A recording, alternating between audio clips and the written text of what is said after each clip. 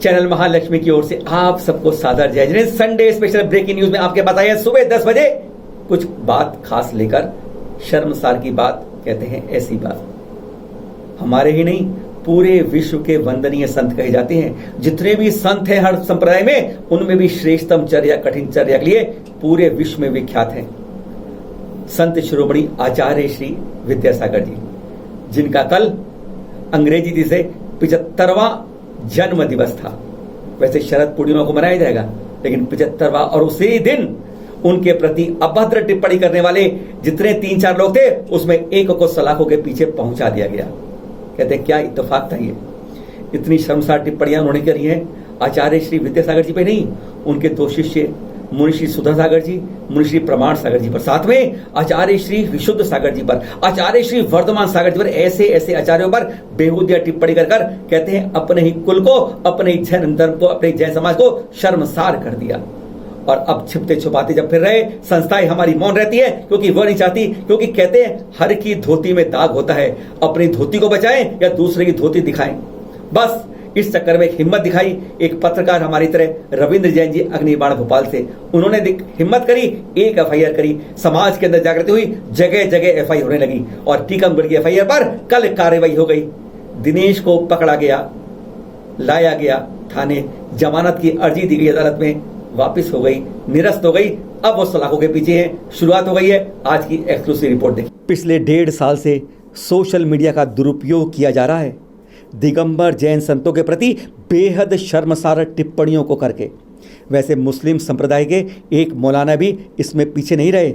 उनके अधिकांश वीडियो को तो यूट्यूब ने हटा दिया है, पर कुछ पढ़े लिखे जैनी, जिनमें एक ने तो पीएचडी तक कर रखी है और उसी की अगुवाई में 4-5 जैनी अपने तो क्या पूरे विश्व में वर्तमान के सबसे श्रेष्ठ संत कहे जाने वाले संत शिरोमणि आचार्य श्री विद्यासागर जी के साथ आचार्य श्री विशुद्ध सागर जी, आचार्य श्री वर्धमान सागर जी, मुनिश्री सुधा सागर जी, मुनिश्री प्रमाण सागर जी के प्रति इतनी गंदी टिप्पणियां अपने ग्रुपों में कर रहे हैं, इतनी गंदगी फैलाने का मानव दुस्साहस करते जा रहे हैं जो एक सीमा से बाहर हो गया। इस पर कोई बड़ी संस्था कदम नहीं उठाती, वह तो सामने नहीं आई।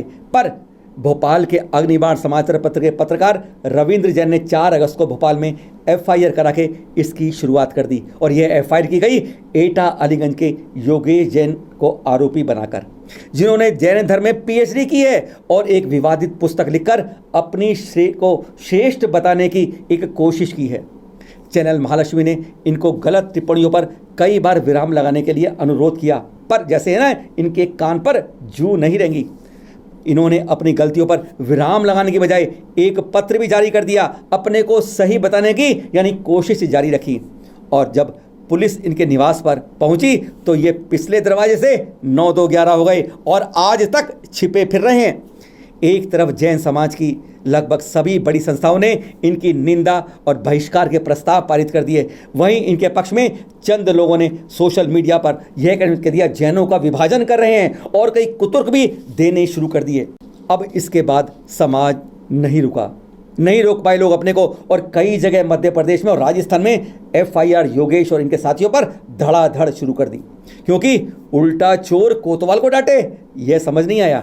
इसी श्रेणी में कोतवाली टीकमगढ़ में 2 सितंबर को आईपीसी धारा 295A और आईटी एक्ट की 67 में यह एफआईआर 49 वर्षीय श्रीपाल नायक जी ने करा दी।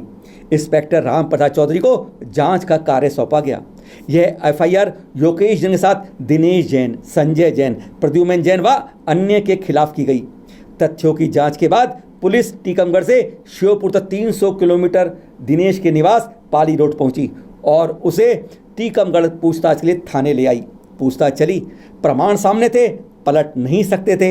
81 स्क्रीनशॉट्स शिकायतकर्ता ने उन पुलिस को उपलब्ध कराए थे। इस पर पुलिस ने टिप्पणी भी सुन लीजिए पुलिस की, उन्होंने क्या कहा एक स्थानीय चैनल से। ये क्या प्रकरण है? दिनांक 1/9/2020 को थाना कोतवाली में फरियादी श्रीपाल नायक निवासी टीकमगढ़ द्वारा जैन मुनियों के विरुद्ध गलत टिप्पणी करने के संबंध में एक एफआईआर दर्ज कराई थी 295 आईपीसी 67 आईटी एक्ट के तहत। उसमें एक आरोपी दिनेश जैन निवासी श्योपुर हैं, इनको बुलाया था यहाँ उस अपराध में इनको गिरफ्तार किया। सर अपन क्या धाराएं लगा रहे हैं? धारा 295A IPC और 67 IT एक्ट के तहत आरोपी को गिरफ्तार कर न्यायालय भेजा जाए। आसपास ये खबर फैलते ही जैन समाज के युवा थाने के बाहर इकट्ठा हो गए। श्रेष्ठतम संत के प्रति अशोभनीय, शर्मसार, आपत्तिजनक टिप्पणी करने वालों को जरा हम भी तो देख लें। पर हाँ, सबने जैन संस्कृति की सीमाओं का उल्लंघन नहीं किया। दिनेश शाम तक अदालत लाए गए। दिनेश को उम्मीद थी कि गिरफ्तारी से बच जाएंगे, जैसे योगेश अपनी कोशिशों में लगे हुए हैं, छिपते हुए पिछले 1.5 महीने से ज़्यादा। पर यहाँ दाल नहीं गली। टीकमगढ़ सह जिला अभियोजन अधिकारी NP पटेल ने यह प्रेस नोट जारी करते हुए स्पष्ट लिखा कि धार्मिक भावनाओं को भड़काने के लिए जैन साधुओं के प्रति गंदे कमेंट किए गए हैं। जमानत निरस्त कर इनको जेल भेज दिया गया। यानी अब गिरफ्तारियों की शुरुआत हो गई है। अपने ही संतों के प्रति बेबुनियाद आरोप, शर्मसार टिप्पणियों से पूरे समाज को शर्मसार करने वाले अब बाकी कब तक बचेंगे? मानो जेल की सलाखें सबके लिए बेसब्री से इंतजार कर रही हैं। देखिए जरा, महावीर स्वामी के काल में जहाँ शेर और गाय एक ही घाट पर पानी पीते थे, और आज एक तरफ अपने ही लोग अपनी श्रेष्ठ चर्या वाले विश्व के माननीय संत आचार्य श्री विद्यासागर जी व उनके संघ के प्रति अपमानजनक टिप्पणियों से शर्मसार कर रहे हैं।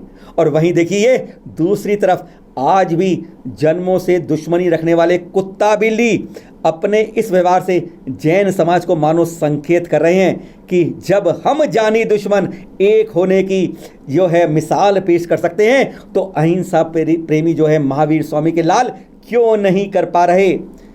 यह थी चैनल महालक्ष्मी की आज की एक्सक्लूसिव रिपोर्ट, रविवार 11 अक्टूबर प्रातः 10 बजे। आप सभी को हमारा सादर जय जिनेंद्र। पुनः मिलेंगे आज रात्रि को 8 बजे। दिखाएंगे आपको शिखर जी पर एक और अन्य एक्सक्लूसिव रिपोर्ट के वंदना के लिए दरवाजे खुले या अभी बंद हैं।